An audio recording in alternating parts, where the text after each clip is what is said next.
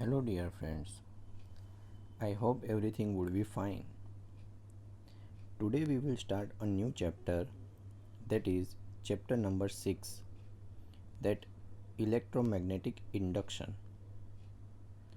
Now, first of all, we will see that what we have learned, that is, we learn through chapter 4 that if electric charge moves in a conductor, it will produce magnetic field.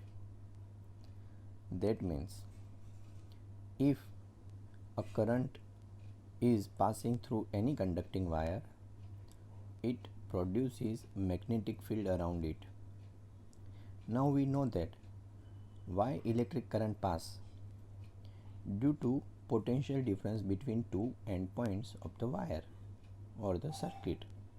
So if there is a potential difference applied between 2 point charges or between 2 points, then we can say that due to potential difference, say this is V1, this is V2, if V2 is greater than V1, then electric charge will move from V1 to V2, and that is producing electric current. Now if electric current is produces magnetic field around it, and that is called the moving charge and magnetism, or it is called magnetic effect of electric current. Ampere, Biot-Savarts, and many scientists have done a spectacular work in this field, and they have derived so many quantities, so many equations, so many phenomena with the use of with the use of moving charges and magnetism.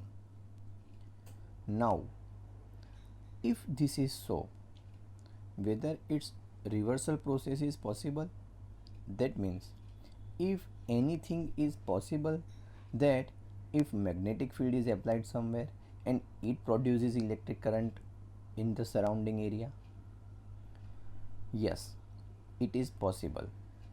And the answer is that not a stationary magnetic field but a moving magnetic field produced somewhere can produces electric current also, or we can say that it produces EMF also.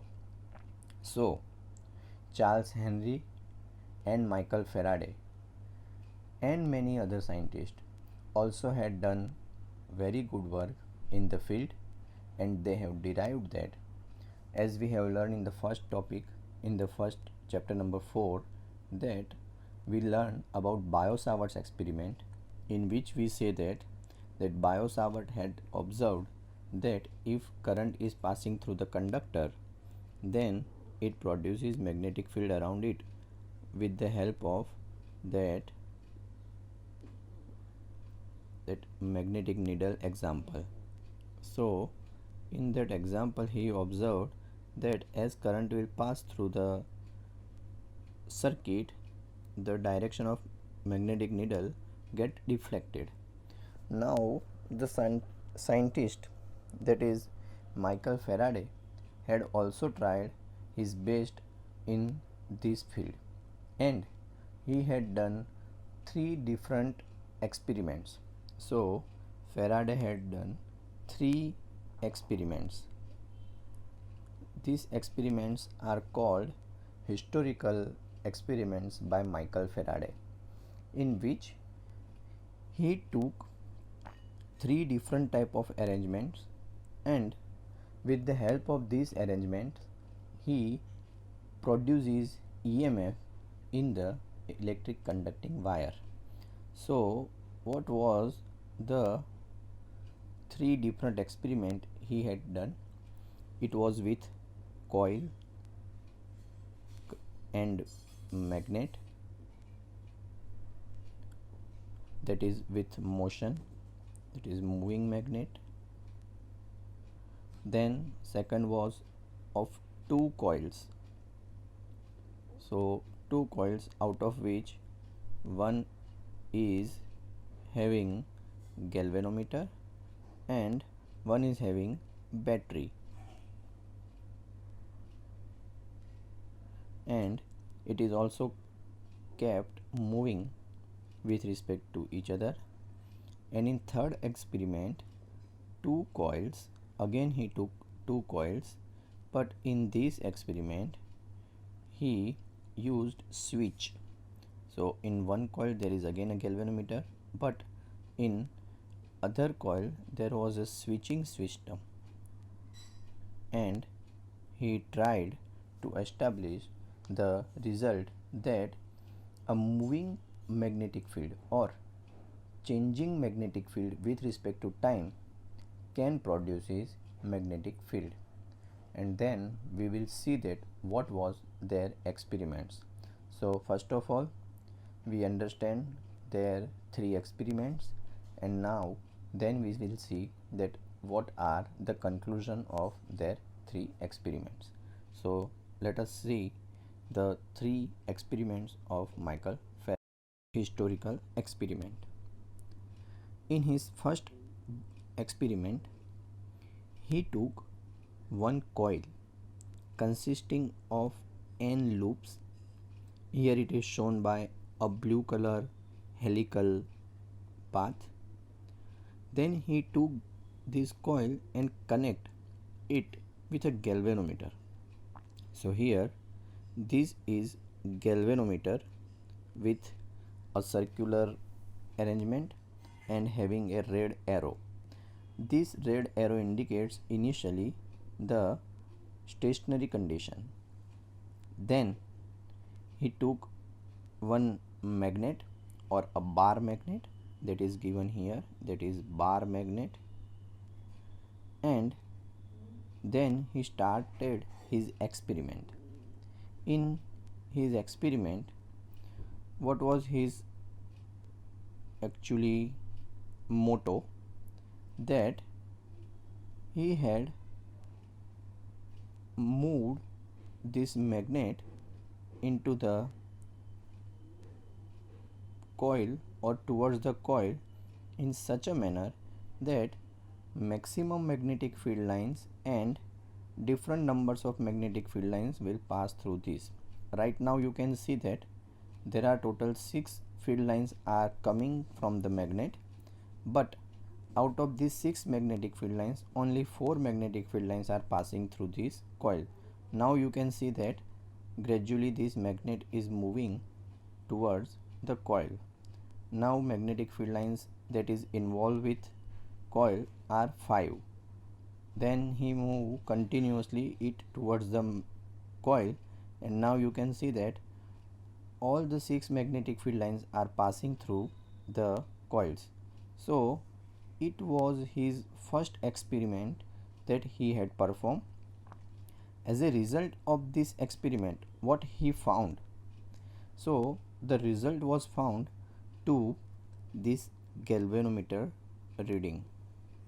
He found that when the north pole of the bar magnet moving towards the coil, he found that the arrow will move towards the left side, and when he take this north pole away from the coil, that means moving away from the coil, he found that this galvanometer pointer is moving in opposite direction. So it was established that if that motion in the magnet is taken place, that is if it is approaching the coil, for this example the galvanometer shows deflection in a certain direction, and if it is moving away like this, you can see that right now north pole is moving away from it. Then he found that if it is moving away, the galvanometer deflection is in another direction, but ultimately galvanometer shows deflection, and it is very clear that galvanometer is used to detect electric current. So here, without connecting any electrical circuit, we have produced electric current, and therefore there is no any other arrangement with electric supply or power supply, and still it shows deflection. That shows that if magnet is moving in a either direction, then it will produce electric current. But as he put the magnet as a stationary, that means suppose he considered that this magnet is suppose moving towards the coil. Suppose galvanometer shows deflection in left hand direction, then at a certain point suppose he stop that bar magnet and the velocity becomes 0, then galvanometer again comes to its original 0 deflection. That shows that if magnetic field is stationary, then no current is produced. Again, when he took it away from the coil, again the galvanometer shows deflection, but it is in opposite direction this time.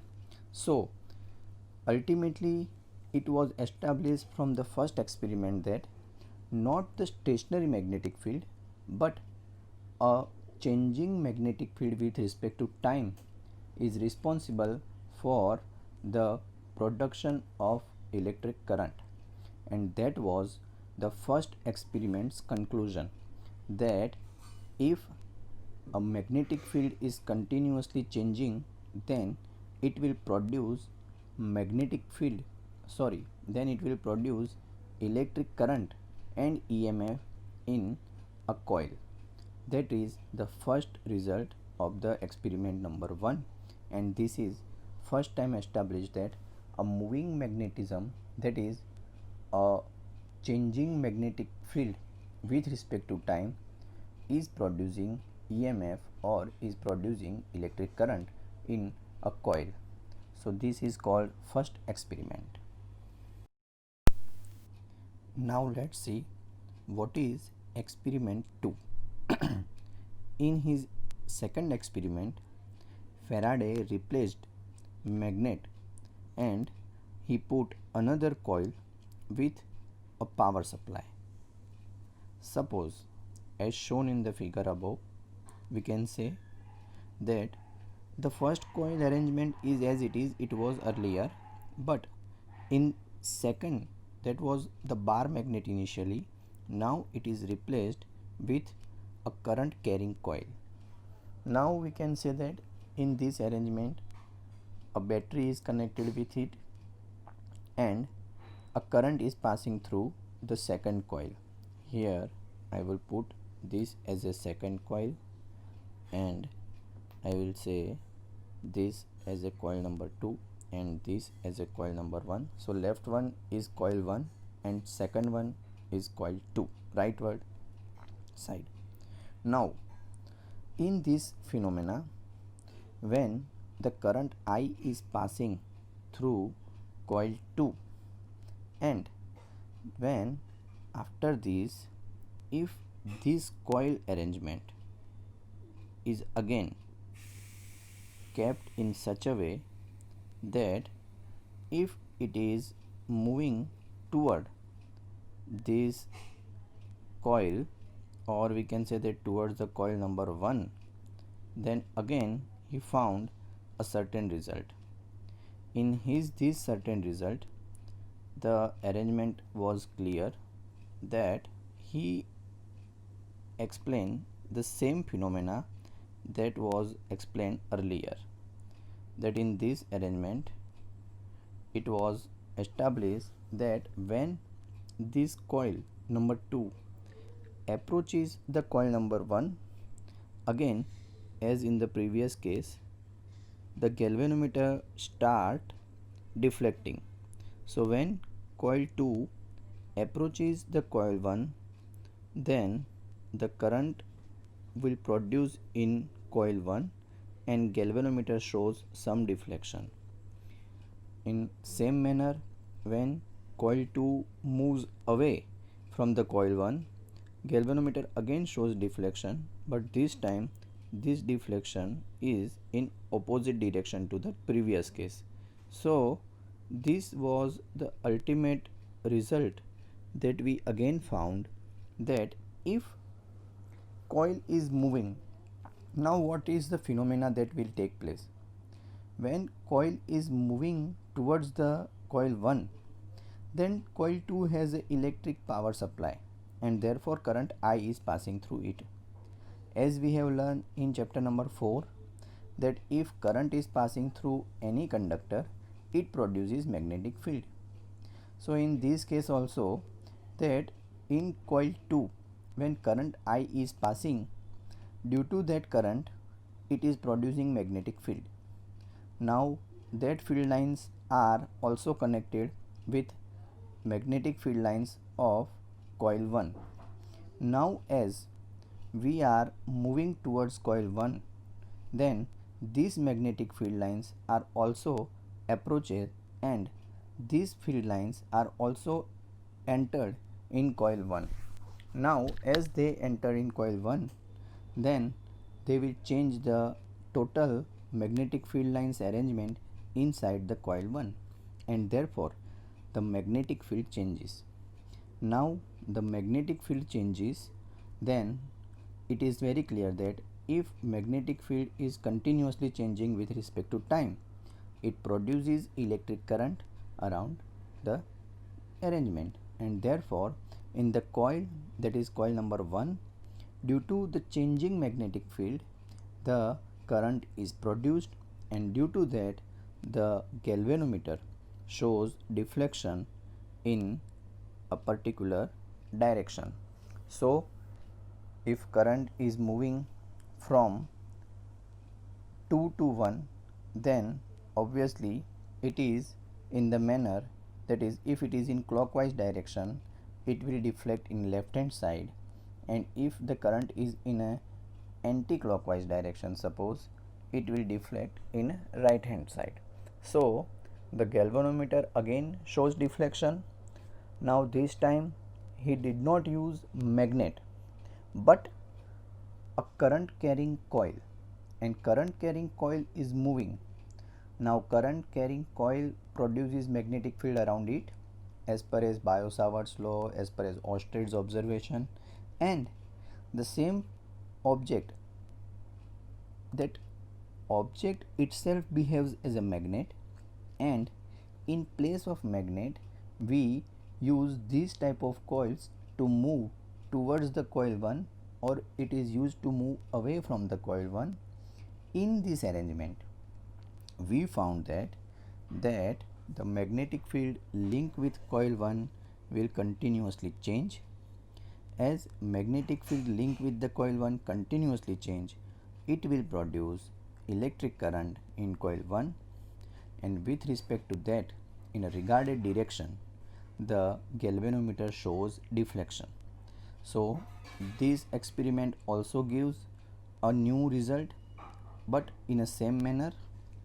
In place of magnet we have used here a coil, current carrying coil, and this current carrying coil is moving towards coil 1 and it is moving away from coil 1, then it will gives the same result as a bar magnet gave.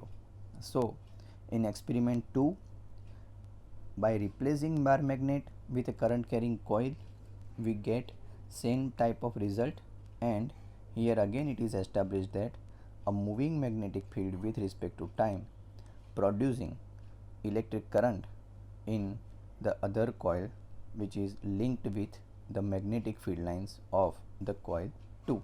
So this was his second historical experiment, and the result is again that if two coils are in such a arrangement that out of one coil is connected with a galvanometer without any power supply, and second coil is given a power supply, that is current I is passing through the second coil.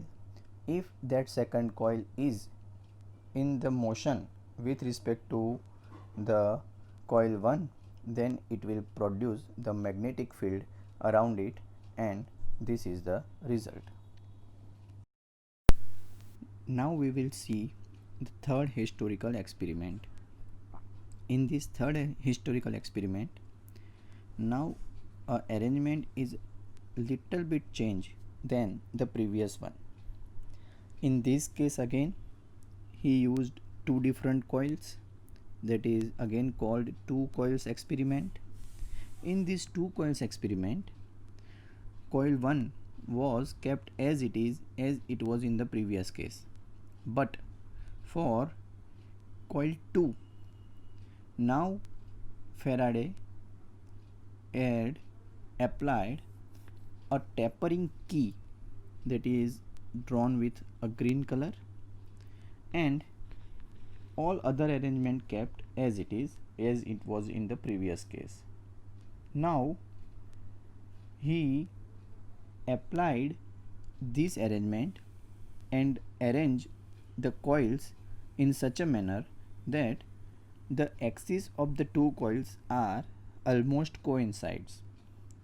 Now what was the result? When he applied the tapering key, that means when tapering key K is pressed, it will pass a current through coil 2 and some magnetic field will link with coil 2. Now out of this coil 2's magnetic field lines, some of the magnetic field lines will pass through coil 1 and give a momentary change in magnetic field link with coil 1. This momentary change of magnetic field shows the deflection in galvanometer, and galvanometer deflected at a particular direction.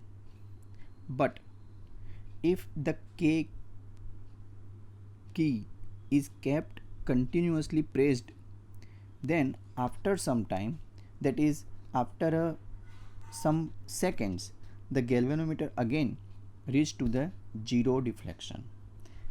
Then if you continuously keep it pressed, then also galvanometer shows no deflection. But as you release the key from its pressed condition, then again galvanometer shows some momentary deflection, and in this direction, in this time, the deflection of the galvanometer is in opposite to that previous one. So here again it is established that by changing the magnetic field, by pressing key, you can change the continuously magnetic field, and if magnetic field is continuously changed, then the magnetic field link with the coil 1 will also continuously change, and therefore it will show the electric current into the coil 1. That means here again it was established that by keeping key K pressed, the current I will remain constant. If I remains constant, the B becomes constant. If B becomes constant, then again it will show no deflection and galvanometer reach to the original zero deflection. But as we continuously keep the key press released, that means this phenomena continuously applied, that once we pressed it, then soon after we release it, then again we pressed it, then soon after we released it, it will continuously change the magnetic field link with coil 2 as well as coil 1, and this change in the magnetic field will give the deflection in the galvanometer in the form of current produced. But every time this galvanometer shows deflection in opposite direction, as in one condition the current is flowing in certain direction, when you release the key the current is reversed, that means current will stop and it will change the magnetic field in opposite direction. So here in this experiment it shows that when K key is pressed, it will give momentary deflection in a galvanometer, and then when it released, a momentary deflection is again observed but in opposite direction. Now one more observation is found that if we put one rod or conducting rod is kept in this coil number 1. Here I have shown it with this lining arrangement. So this is one rod or conducting rod that is arranged in this coil 1. We found that the magnetic field or the EMF that is produced inside this coil 1 is dramatically increased, and this coil shows that more deflection in the galvanometer.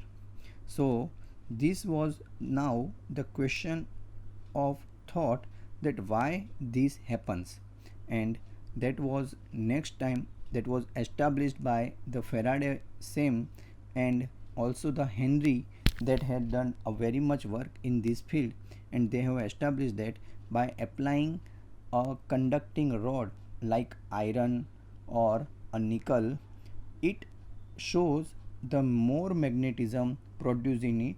And as we have learned in chapter number 1 and 2, the polarization, in the same manner here we can establish a condition that is called magnetization in this arrangement, and we will show that in later on in different topics of this chapter. But due to this a conducting rod, the magnetic field increases dramatically, and it will establish more deflection in galvanometer with respect to time.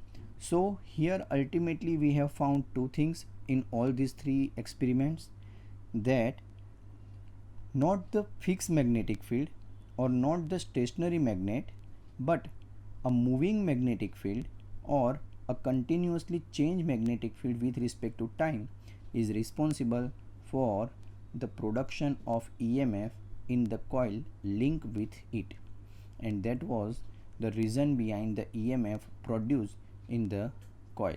So this was the experiments that was done by Faraday, and they are called that historical experiments of Michael Faraday. So these three are the main topic that we are starting with this chapter.